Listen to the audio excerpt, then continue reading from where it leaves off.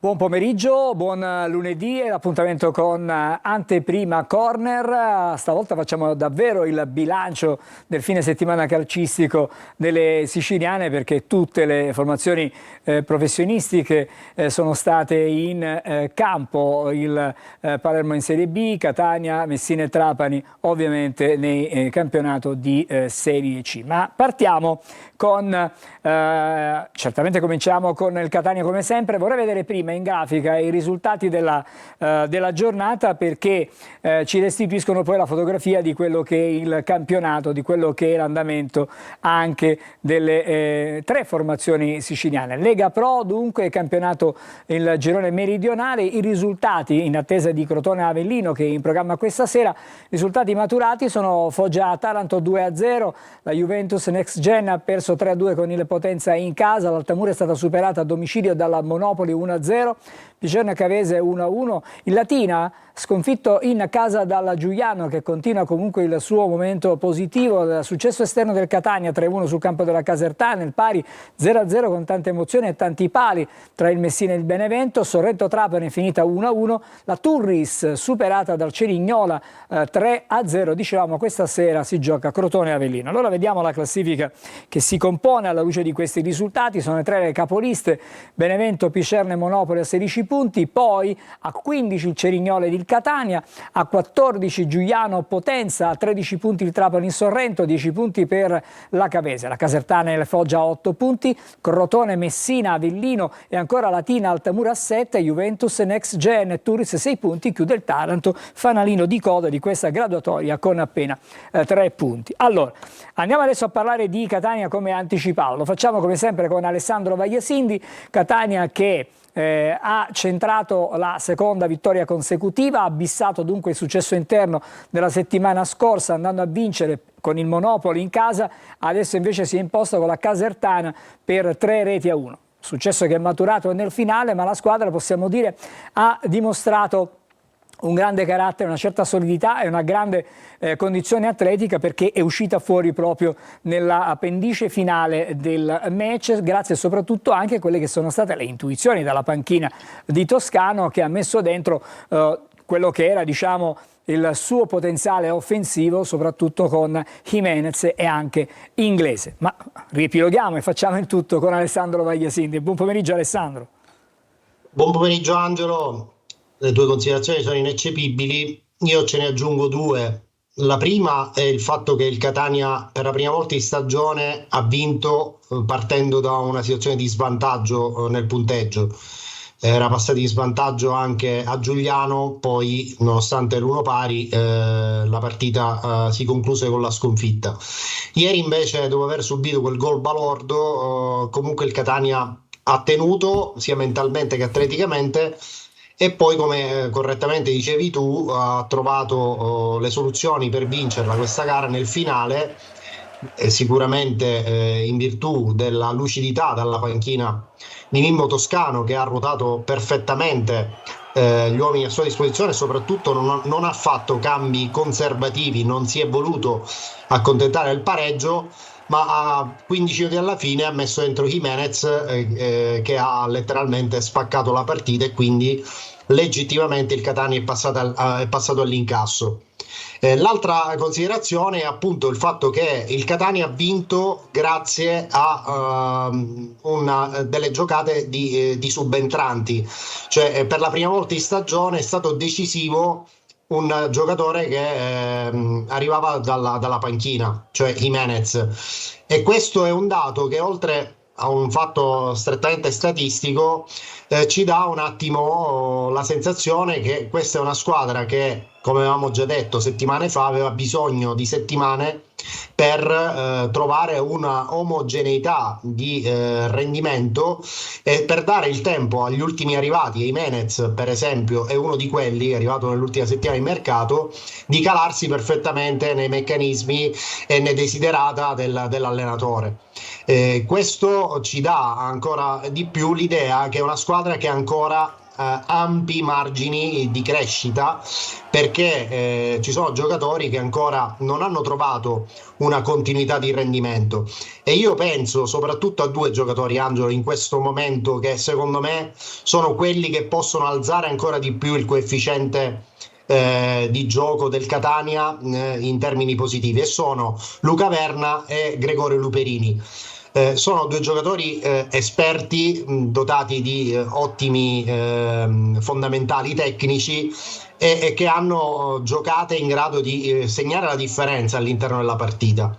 Per motivi vari, Verna per infortunio che ha rallentato, insomma, la sua crescita, Luperini per un passo che ancora non è quello fluido che abbiamo ammirato con altre maglie, per esempio da ultimo con la Ternana.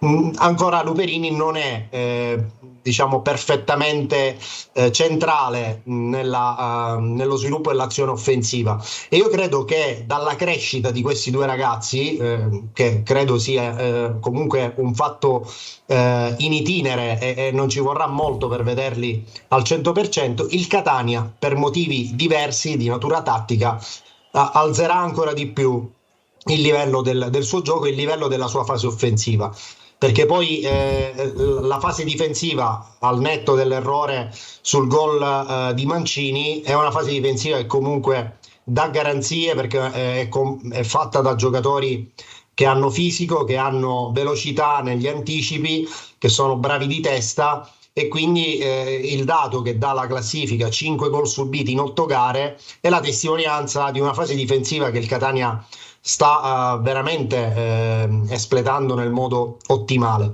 Nel momento in cui salirà la qualità della fase offensiva, io credo che questo Catania abbia tutte le carte in regola per dire la sua in questa Serie C di quest'anno, anche perché è una Serie C, girone C, che non ha ancora trovato un padrone, ma che di settimana in settimana avvicenda capoliste o presunte tali. Quindi tutto questo avvalora il ragionamento che il Catania, per quello che ha fatto vedere finora, ma soprattutto per i margini di ulteriore crescita che ha, può diventare veramente una squadra massimamente protagonista in questa stagione. Alessandro, vorrei sentire adesso le parole di Jimenez nel post gara.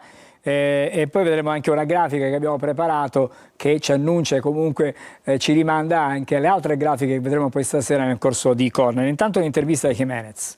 Ho avuto la notizia del Catania, non c'è stato nessun dubbio sulla scelta, anche perché è una maglia storica che qualsiasi giocatore di calcio vorrebbe indossare, ha una storia incredibile, quindi per me essere qui è un onore, segnare il primo gol con sta maglia. Per me fare un assist per me è un'emozione incredibile, anche se non sotto i nostri tifosi, è un peccato non averli avuto oggi, ma il sostegno da casa sicuramente c'è stato.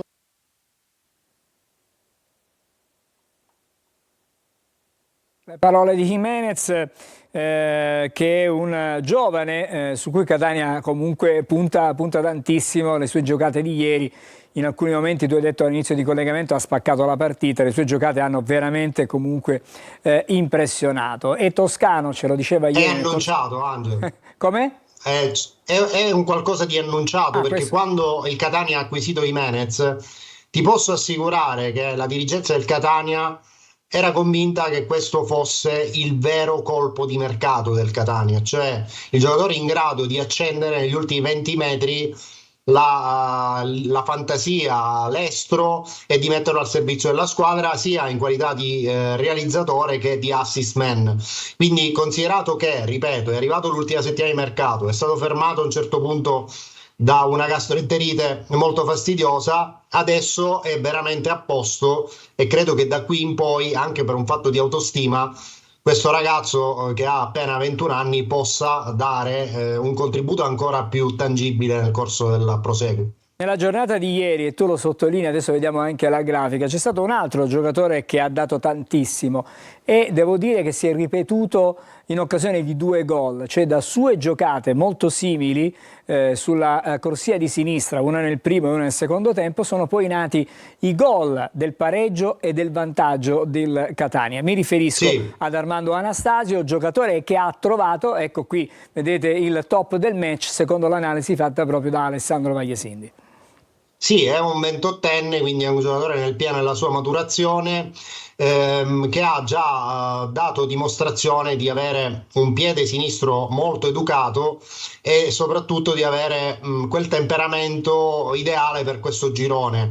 Lui che lo conosce per aver giocato in altre piazze in questo stesso girone, ma a destra, vedete, ha già vinto peraltro questo campionato in un altro girone con la maglia del Monza nella stagione 2019-2020 e in 8 presenze ha già messo a referto un gol contro la Juventus Next Gen e 2 assist. Vale di più, Angelo, la prestazione di Anastasio perché è riuscito ad adattarsi al cambio dettato dall'infortunio di Lunetta, perché si è spostato da braccetto di sinistra in fascia, che comunque è la sua collocazione abituale, ma a volte sai le partite iniziate in un modo e poi dirottate in un'altra zona del campo possono rappresentare un coefficiente di difficoltà più alto. Invece Anastasio ha fatto una partita veramente pregevole in tutte e 2 le fasi, ma i 2 assist assolutamente sono risultati decisivi. Alessandro, ai fini del risultato. prima di salutarci, almeno per questo pomeriggio, per questa anteprima corner,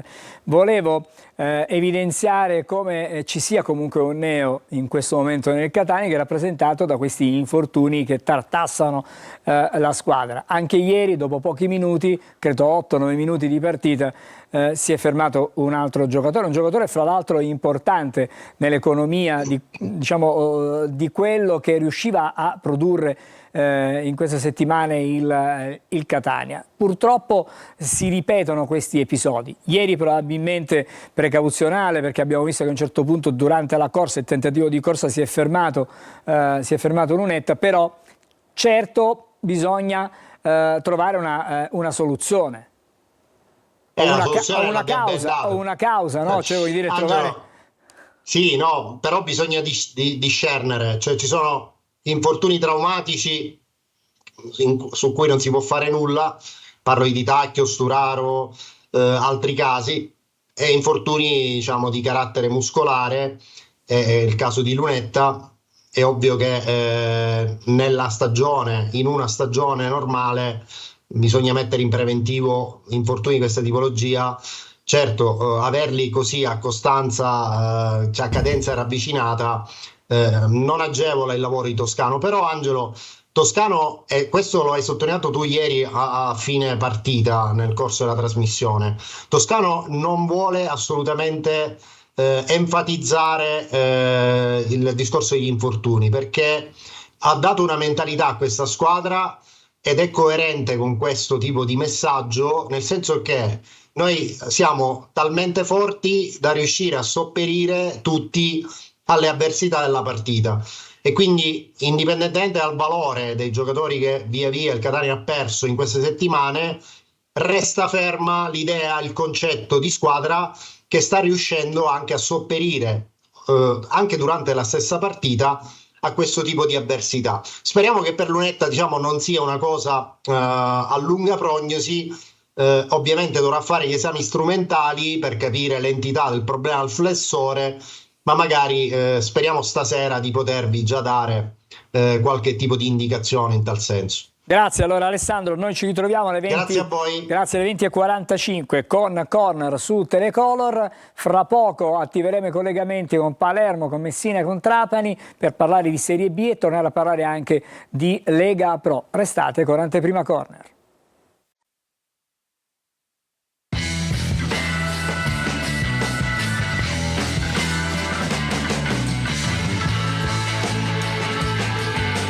È la seconda parte di Anteprima Corner e allora, come detto, attiviamo i collegamenti. Vediamo Palermo. Buon pomeriggio a Marco Gullà. Buon pomeriggio a tutti. Ho visto che, intanto vediamo Sergio Colosi, visto che ci siamo, Buon l'abbiamo pomeriggio. visto, grazie Marco, grazie anche a Sergio Colosi che è già collegato con noi. Buon pomeriggio, E grazie buon anche pomeriggio a tutti. a Ciao Franco Angelo. Cammarasana che pazienterà un poco. Grazie Franco, fra poco saremo anche da te Buon pomeriggio. per parlare di Bene? Trapani. Allora, ti salutano Perfetto. tutti i colleghi. Franco, adesso partiamo da questo Palermo che invece ha qualche problemino in casa perché vince con una certa regolarità lontano da Barbera, ma quando arriva al Barbera è come se avesse paura, come se ci fosse... Noi abbiamo titolato nel telegiornale maledizione Barbera per il Palermo. Cosa succede? Questa squadra si blocca, non riesce a segnare, si fa fare gol con una certa sistematicità. Marco.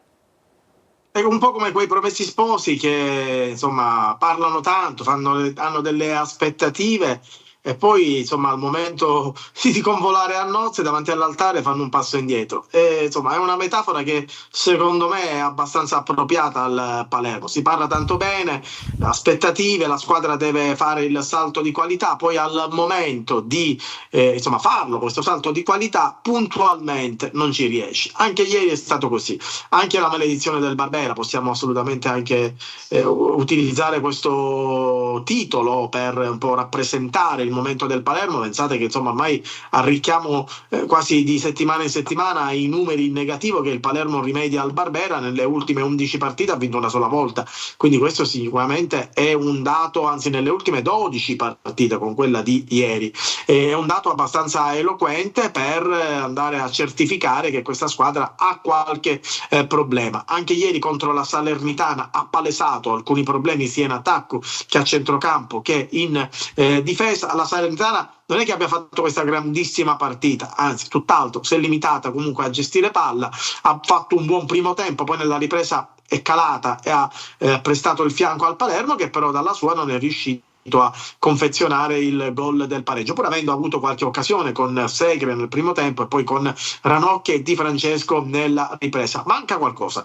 manca l'ingrediente che può rendere da gourmet insomma il piatto Palermo. Manca quell'ingrediente. L'ingrediente probabilmente lo deve ricercare Dionisi, che in sala stampa, adesso lo sentiremo, ha detto certo anche io mi aspettavo qualcosa in più dopo la vittoria contro il Sudtirolo. Se l'aspettavano tutti, ce l'aspettavamo noi, se l'aspettava anche la tifoseria del Palermo, che ha poi fischiato ovviamente la squadra al termine del match. Manca qualcosa probabilmente legato al modulo, ma direi Angelo, se tu sei d'accordo, di sentire prima Dionisi e poi parliamo anche del modulo che non sembra funzionale poi ad alcuni giocatori rosaneri. Sono d'accordo, sentiamo Dionisi soprattutto sulla sosta di campionato che arriva la prossima settimana, consentirà di lavorare su quello che può essere evidentemente il tema tattico, gli schemi, anche se non saranno tutti presenti poi i giocatori per gli impegni con le rispettive nazionali. Ma sentiamo Dionisi.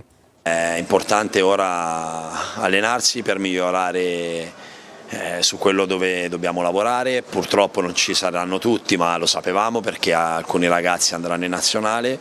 Lavoreremo con chi rimane, che è un buon 2/3, 3/4 della squadra, per farci, come dicevi tu, trovare pronti alla ripresa, ma sappiamo che ogni partita non è una finale, ma è importante per il nostro percorso, che in questo momento ancora non riesce a trovare la continuità che vogliamo, perché siamo partiti un po' a rilento e poi stavamo crescendo, e questo diciamo risultato negativo, non di prestazione ma di risultato, non deve frenare la nostra continuità e la nostra ambizione. Mi sembra però positivo il pensiero di Dionisi. Positivo, sì, certo, ovviamente gli allenatori non sono un po' come i politici, ovviamente sventano sempre la loro bandiera. Insomma, più che positivo, io invece sarei più realista. Ovviamente Dionisi determinate cose non le può dire, ma questa squadra è ovvio che abbia un problema a giocare con questo modulo. Sembra un po' lo stesso Palermo di Corini, quello di 2 anni fa, quello di 3 anni fa, insomma una squadra che non riesce a creare gioco, probabilmente per un motivo, Angelo, perché il Palermo utilizza ormai da 2 anni e mezzo utilizzo il 4-3-3. Per fare il 4-3-3 servono degli esterni bravi, degli esterni che saltano l'uomo, che creano superiorità, degli esterni che segnano. Palermo questi esterni probabilmente non li ha dei giocatori che magari possono essere insomma sicuramente più funzionali in altre zolle del campo. Il modulo storico del Palermo, quello che ha fatto un po' le fortune anche della squadra di Guidolin, di Ballardini, è il 4-3-1-2 col trequartista alle spalle e 2 punte, e il Palermo in teoria questi giocatori ce li ha. Non voglio ovviamente sostituire Dionisi, anche perché non ho né le qualità né le peculiarità per diventare allenatore, e soprattutto ai livelli anche di Dionisi, però è ovvio, insomma è palese che questa squadra con questo modulo ha dei ritardi e soprattutto inciampa sempre sul più bello. Allora Marco, sappiamo che la prossima settimana non si gioca, quindi c'è tutto il tempo in casa rosanero, come anticipato, come ha detto lo stesso Dionisi, per poter preparare al meglio la prossima partita. Si potrà forse fare un check-up complessivo, fare un punto della situazione per magari risolvere qualche magagna. Diciamo, il modulo forse non cambierà, ma qualche accorgimento si potrebbe anche pensare. Ma certamente, sicuramente sì, anche perché la prossima partita che il Palermo giocherà dopo la sosta è quella contro il Modena fuori casa. Il Palermo fuori casa al momento le ha vinte quasi tutte, ne ha vinte 3 consecutive, l'ultima tra l'altro a Bolzano, e probabilmente qualche accorgimento tattico ci sarà. E poi attenzione, bisogna anche lavorare su un altro aspetto che in molti ovviamente non vanno mai ad evidenziare, che è lo spogliatoio. Lo spogliatoio credo che abbia un filo sottilissimo, ecco perché comunque Dionisi deve far giocare determinati giocatori, metterli in panchina altri, poi impiegarne ancora altri, insomma lo spogliatoio è quello, e se esplode lo spogliatoio poi sono problemi anche in futuro. Quindi ci sono diversi fattori, diversi aspetti che ovviamente il tecnico deve in questo momento attenzionare. Anche la situazione Brunori è abbastanza delicata. Bene, vedremo gli sviluppi, chiaramente ci racconterai tu cosa succede in casa Palermo nel corso dei nostri telegiornali. Grazie, ci ritroviamo comunque la prossima settimana con te per Anteprima Corner, come sempre al lunedì. Adesso andiamo... Grazie a voi. Grazie Marco, andiamo da Sergio Golosi a Messina. Buon pomeriggio Sergio. Sì Angelo, ciao. E allora raccontiamo questo il Messina che non ti aspetti, no? Contro il Benevento. Sì.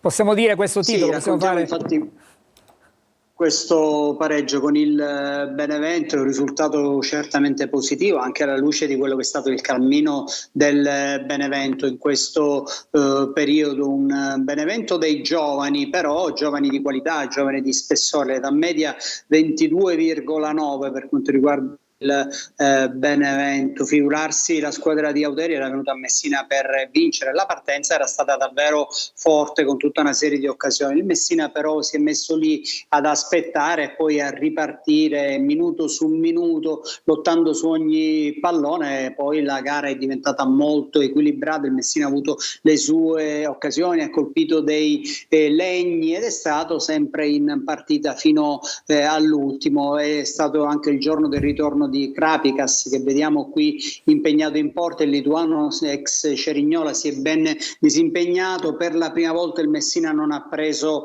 gol, come si dice ormai nel calcio moderno, il clean sheet, il primo stagionale per il Messina. Anche questo è un fattore importante, tenuto conto che la difesa ha sempre e spesso fatto acqua da tutte le parti, in tutte le componenti, portiere compreso quando è stato chiamato Curtosi, ma anche Krapikas nella gara di Cerignola. È un risultato comunque positivo che non risolve i problemi a livello calcistico, ovviamente, perché per quelli societari non ne basterebbero vittorie di campionati per risolvere, non un risultato positivo, e non basterebbero mai, perché poi il Messina, come spesso è riuscito a fare Modica, fa gruppo come l'anno scorso, tenendo lontane quelle che sono le problematiche societarie, che sono numerose e sotto vari aspetti. Però in campo la squadra ha dato il massimo, non ha fallito quello che poteva essere un appuntamento difficile, invece è stata l'occasione anzi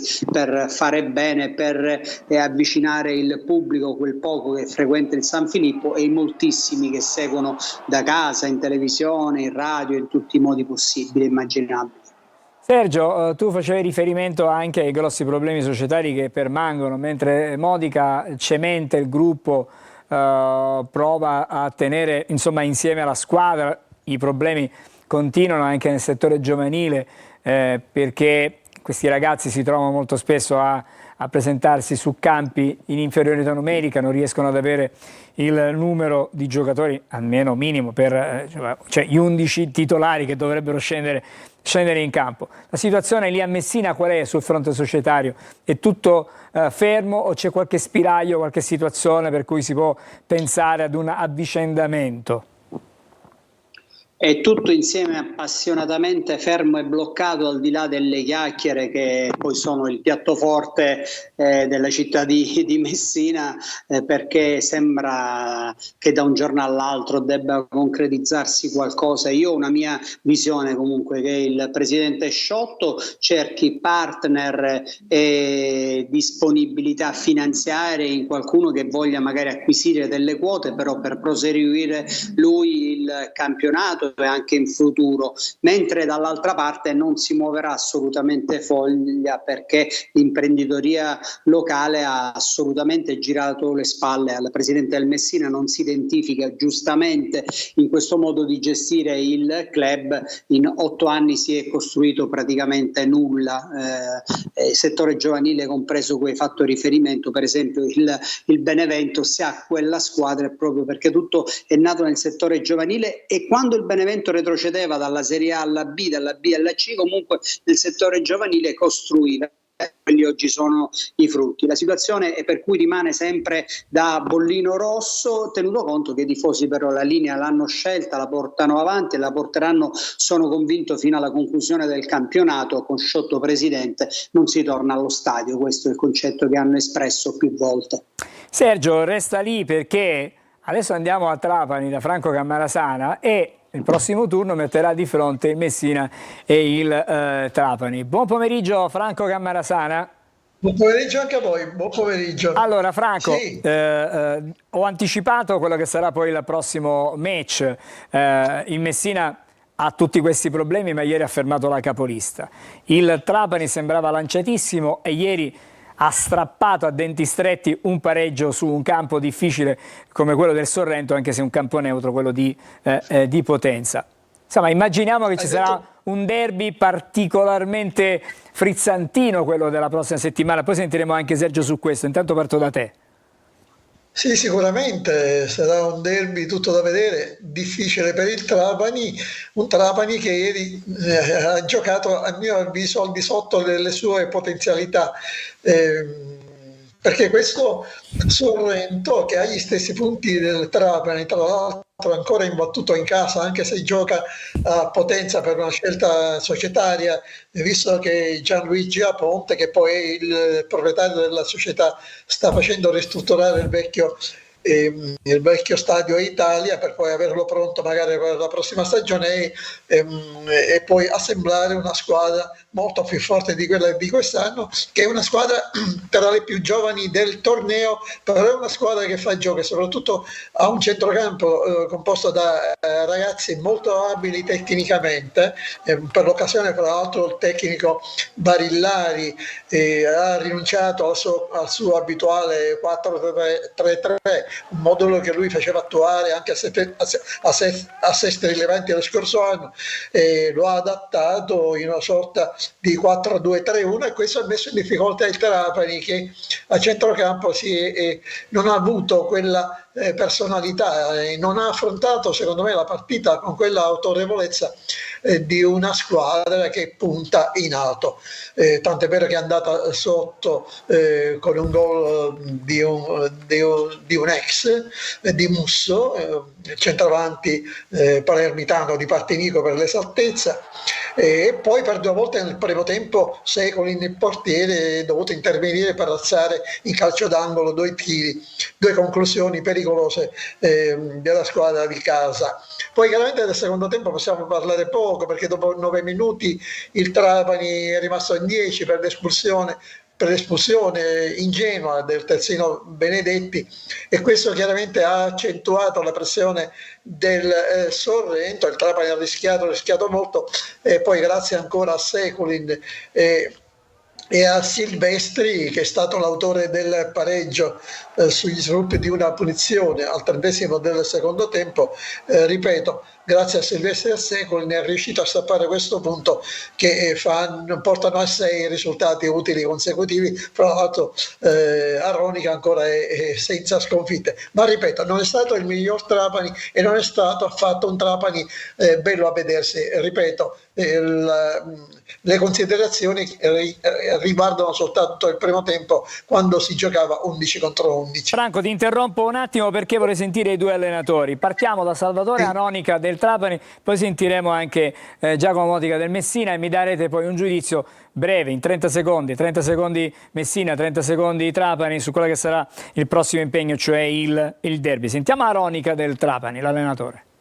Diciamo una partita che non siamo stati bravi come speravamo di partire nel migliore dei modi. Abbiamo sofferto la pressione del Sorrento, sapevamo che era una buona squadra di gambe che ci ha messo in difficoltà la prima frazione. Siamo stati poi molto bravi e caparbi subito a raggiungere il pari, e il secondo tempo, chiaramente restando in 10 uomini, abbiamo messo in campo tutta la voglia di lottare, la voglia di portare via un risultato positivo, e quindi questo ci contraddistingue per quanto riguarda mentalità e voglia di non perdere e rimanere ancora attaccati al risultato, e ritengo che questa sia una delle cose più importanti della giornata di oggi.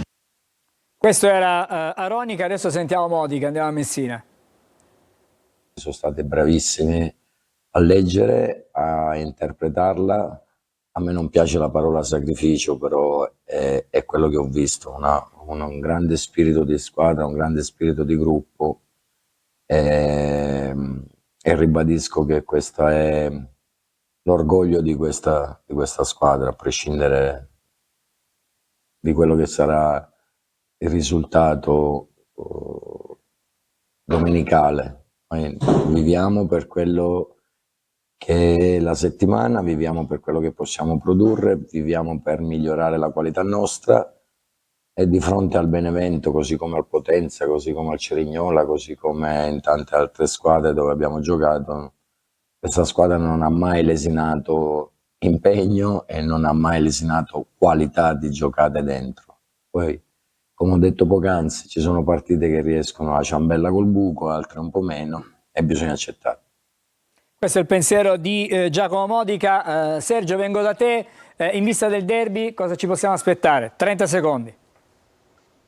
Ma sai, il Messina per la prima volta non ha preso gol, come dicevo prima, nella gara contro il Benevento. In trasferta le cose sono andate sempre in maniera diversa, però rispetto alle gare casalinghe cercherà continuità, anche se sa benissimo che di fronte c'è un super attacco con Lescano, Fall, Canutè, e c'è l'ex Zuppel, non si sa ancora se sarà della partita o meno. Una gara molto molto complicata, però l'ambizione è quella di portare via un risultato positivo, anche se c'è la consapevolezza che l'avversario è davvero forte, e contro questi tipi di avversario in trasferta fin qui il Messina raramente ha fatto risultato. Grazie Sergio, vado da Franco Cammarasana. Grazie a te. Sì, c'è da aspettarsi intanto una formazione un po' diversa di quella che ha giocato ieri. Ieri Aronica ha schierato un centrocampo soprattutto fatto di gente che fa molta quantità. Probabilmente sarà schierato al primo minuto qualcuno dei centrocampisti con maggiore qualità, sicuramente, e poi bisogna vedere l'attacco, perché Zuppel sicuramente sarà assente, è infortunato, ha bisogno di tempo. Falla ancora non è al massimo, ieri ha giocato nella ripresa, ma viene anche lui da un fastidio muscolare, quindi bisogna vedere, ripeto, le scelte che farà Aronica, che ha Spini, un giovane attaccante molto volenteroso, molto bravo anche tecnicamente, ma sono scelte chiaramente affidate al tecnico, che in settimana vedrà un pochino, soprattutto dovrà vedere le condizioni dei giocatori che attualmente non sono in perfette condizioni fisiche, e sono più di uno. Grazie anche a Franco Cammarasana, grazie a Sergio Colosi. Noi ci ritroviamo con Anteprima Corner lunedì prossimo, l'appuntamento come sempre alle 20:45 su questa stessa rete, su Telecolor, per Corner serale, e stasera sarà con noi tra gli ospiti anche Davide Mignemi. Tutto questo ovviamente a partire dalle 20:45. A tutti buon pomeriggio.